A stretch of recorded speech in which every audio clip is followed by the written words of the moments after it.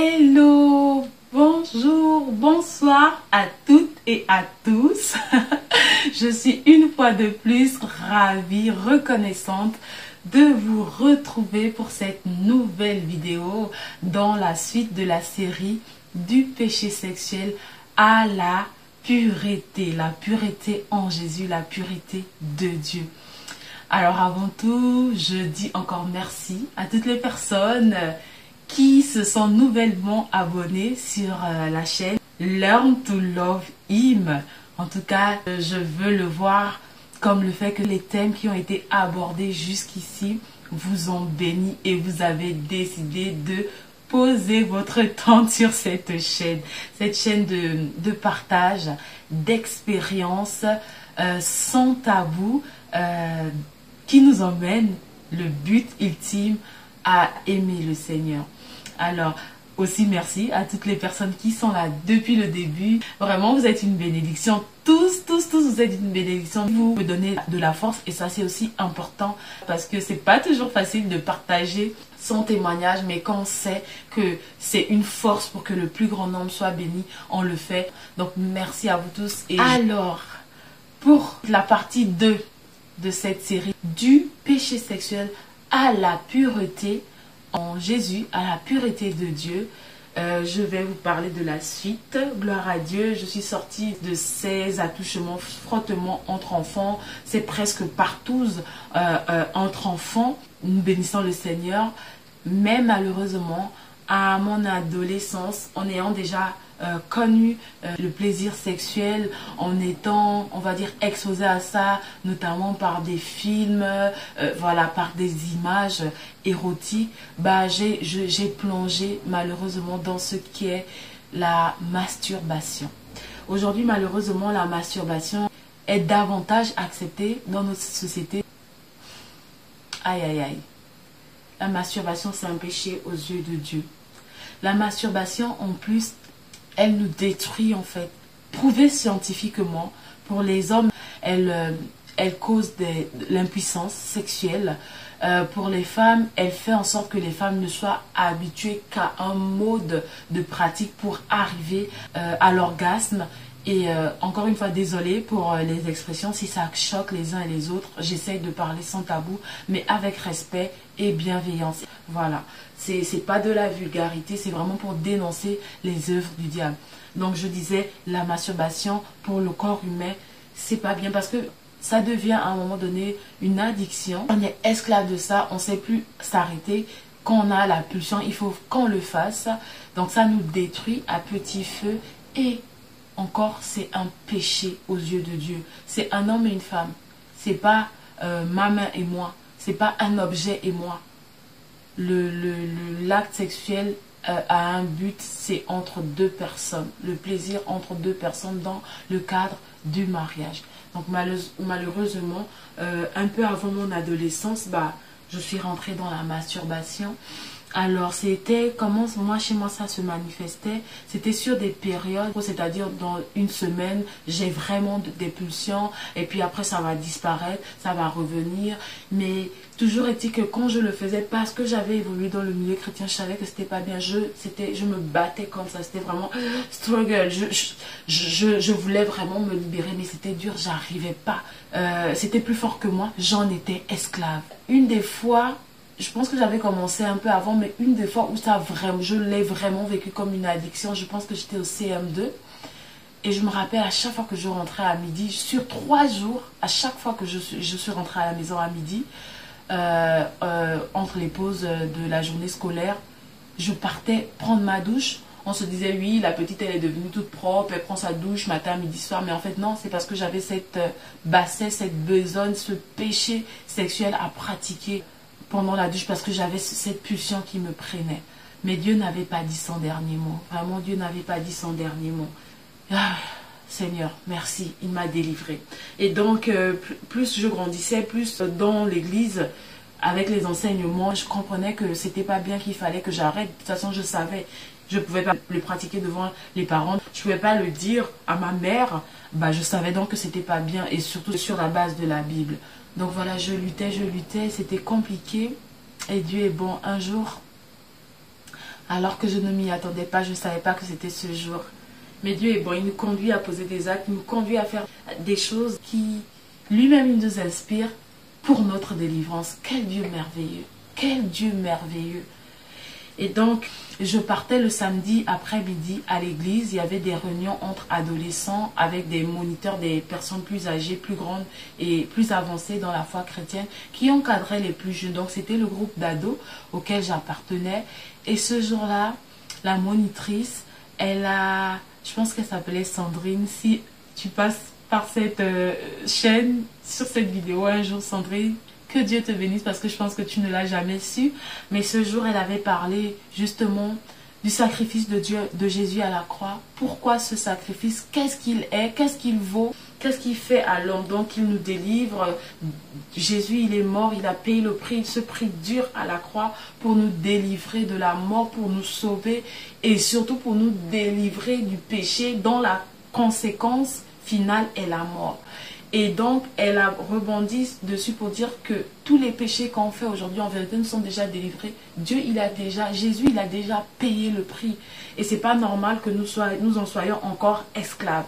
Et là, moi, ça fait tilt dans ma tête. Je me dis, aïe, aïe, aïe, la masturbation. Mais je suis esclave, mais tu as payé le prix. Mais voilà, ça commence à être le feu dans ma tête, sans dessus, dessous, le tohu-bohu. Je dis, aïe, aïe, aïe, comment c'est...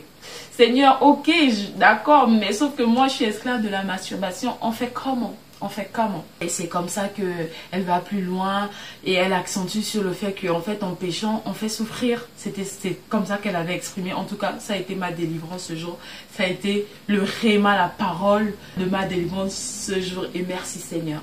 Donc, elle a dit, à chaque fois qu'on pêche, ça rappelle à Jésus ses blessures, les clous, il a mal. Enfin, voilà. On sait qu'il a plus mal, il est délivré de ça, il a vaincu la mort, mais voilà. C'est comme ça qu'elle nous l'avait expliqué. Elle disait que il nous a déjà délivrés. Il veut nous délivrer. Qu'est-ce qui se passe? Pourquoi on n'en est pas délivré? Il faut qu'on se batte. Il faut qu'on arrête. C'est pas bien. Quel que soit le péché, le Seigneur nous a déjà délivrés. Acceptons cela. Croyons en cela. Ayons la foi et sortons de ces péchés.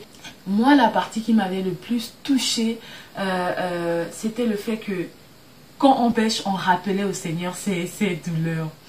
Qu'il disait, mon Dieu, j'ai déjà payé le prix, pourquoi ils sont encore dedans? Et ça m'avait vraiment touchée. Et je disais, Seigneur, parce que je cherchais à aimer le Seigneur dès mon adolescence, je disais, Seigneur, moi je ne veux pas te faire souffrir. Je ne veux pas te faire souffrir dans mon cœur. Vraiment, je ne veux pas ça. Et c'est vraiment ce qui m'avait touchée. Vraiment, je ne veux pas ça. Donc, aide-moi. Donc, elle a fini son exhortation et à la fin, elle a dit, bon, qui a un péché, qui a quelque chose qu'il fait encore, il sait que ça fait mal à Dieu, il fait que c'est vrai même que ça fait vraiment mal à Dieu. Pas forcément les douleurs des clous dans les pommes, mais oui, le péché, quand il nous voit pécher le Seigneur, ça lui fait mal. Parce qu'il se dit, mon Dieu, il nous aime tellement, le péché nous éloigne de lui et il a mal en fait. Et donc, à la fin, elle a dit, qui est dans un péché, qui veut abandonner un péché et n'arrive pas.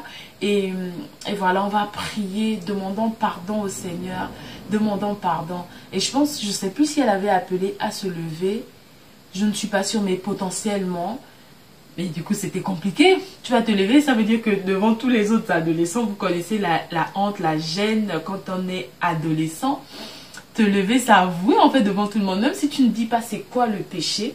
Mais en fait, tu avoues, tout le monde va savoir que tu pêches, tu fais un péché. Et quand on est adolescent, bon, ça va pas trop loin en fait. En pensée, on se dit, ah, c'est sûr que c'est ça. C'est sûr que c'est ça. Et je savais pas, mais ça tenait tellement fort. Je sentais que c'était l'appel de Dieu, alors que je l'avais même pas prévu. Mais je savais que le Seigneur attendait que je me lève. Je reconnaissais, je pouvais pas nier. Donc il fallait seulement que je me lève. C'était dur. Mais par la grâce de Dieu, je me suis levée. Il m'a donné la force. Je me rappelle que ce jour-là, j'ai été la seule à me lever. Gloire à Dieu, c'est une grâce. Aucun mérite pour moi. C'est le Seigneur qui m'a fait grâce, qui m'a donné la force et qui par la suite a fait son miracle. Donc je me suis levée et je disais, Seigneur, je ne veux pas te faire souffrir. Seigneur, je ne veux plus te faire souffrir. Je ne veux plus te rappeler les clous dans tes mains, la douleur. Vraiment, pardonne-moi, fais-moi grâce. Vraiment, je me confondais en confession, en demande de pardon. Dans cette prière, on a prié ensemble et c'était la fin des moments. Voilà, c'était, on terminait le samedi vers 17h. Je suis rentrée chez moi et puis voilà. Ah, le Seigneur, c'est merveilleux. La chose merveilleuse, c'est que le Seigneur m'avait délivré là, mais j'ai pas su. Je n'ai pas su parce que voilà, c'était vraiment une pulsion qui venait de temps en temps. Mais voilà, même si elle n'était pas là, tu sentais que tu étais esclave de ça, que la masturbation est là dans ta vie. Mais sauf qu'après cette prière, après ce samedi, je n'ai plus jamais vécu la masturbation comme je la vivais à cette époque. J'avais été délivrée. Waouh! Ce qui est extraordinaire, c'est que c'est vraiment, je sais plus, des semaines, voire des mois après, que un jour, je sais plus comment c'est arrivé. Je suis arrivée jusqu'à cette pensée et je me dis, mais ça fait longtemps que je me suis masturbée, mais je ne ressens plus le besoin, je ne sens plus cette pulsion, ce désir-là en moi. Oh! Et je me rappelle du jour où j'avais prié. Je dis, Seigneur, tu m'as délivré, tu as fait le miracle. J'étais tellement contente. C'était une joie. Je savais que j'en étais délivrée, que j'étais détachée. Il y avait plus ce truc quelque part à l'intérieur de moi qui sait que tu as un penchant pour le désir sexuel. J'étais délivrée du péché sexuel. Et c'est comme ça que je suis passée à la pureté de Dieu pour ce qui est de la masturbation. Je veux vraiment mettre l'accent sur le fait que Dieu m'a délivré de la masturbation. Jésus m'a délivré de la masturbation. Je n'ai pas demandé à quelqu'un. J'ai voulu faire de moi-même, je n'ai jamais pu. Je me suis dit non, j'arrête, je me fais violence. C'était plus fort que moi. Et le jour où j'ai demandé à Dieu, il m'a délivré. Je n'ai pas demandé à quelqu'un d'autre. J'ai dit, Seigneur, délivre-moi. Fais-moi grâce, délivre-moi de la masturbation. Et il m'a délivré. Et ce qui est encore plus beau, je me permets, pour moi, vraiment, c'est qu'il m'a délivré. J'étais très jeune, j'avais 14 ans. Et c'est là où je vois que le Seigneur a été dans ma vie. Voilà, très jeune, il ne m'a pas laissé. Il était là, en fait. Vous voyez? Voilà. Rien qu'à y penser, je suis encore tellement contente, tellement reconnaissante.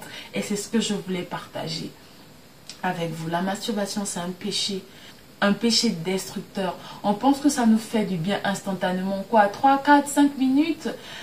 Mais ça nous détruit, ça fausse notre rapport au sexe. C'est un danger pour plus tard quand on sera marié, quand on aura notre mari, notre femme. On risque d'être déformé sexuellement parlant en fait. Et donc il faut l'arrêter, il ne faut pas perdurer, il ne faut pas demeurer dedans. Et le Seigneur, il délivre. Quand on est addict, le Seigneur, il délivre. J'ai été délivrée, moi, et je connais plusieurs autres personnes qui ont été délivrées de la masturbation.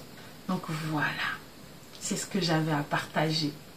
Encore une fois, on arrive à la fin de la deuxième partie de ce thème.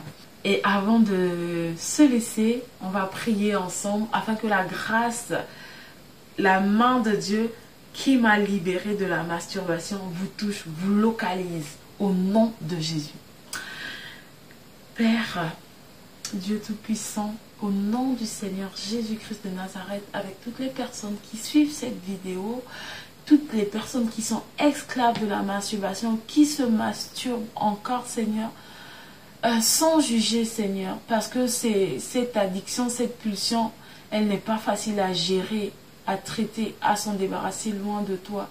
Donc, avec amour et compassion, Père, nous venons de te demander de toucher les vies, de délivrer les vies de cette addiction, de cet esclavagisme face à la masturbation, Père.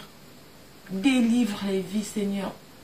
Enlève cette pulsion au nom puissant de Jésus, de toutes les personnes qui sont encore esclaves de la masturbation. Fais grâce, Seigneur, comme tu m'as délivré. Je t'ai demandé, tu m'as délivré. Je prie, Seigneur, que tu délivres toutes les personnes qui sont encore dans la masturbation. Au nom puissant de Jésus-Christ de Nazareth. Seigneur, fais grâce, délivre. C'est un péché que tu n'agrées pas comme tout autre péché. Même si ça nous donne du plaisir, c'est un mensonge, c'est un leurre du diable, c'est un plaisir destructeur. Destructeur dans notre chair et davantage destructeur dans notre esprit. Alors, Seigneur, Jésus, je te prie, nous te prions, délivre.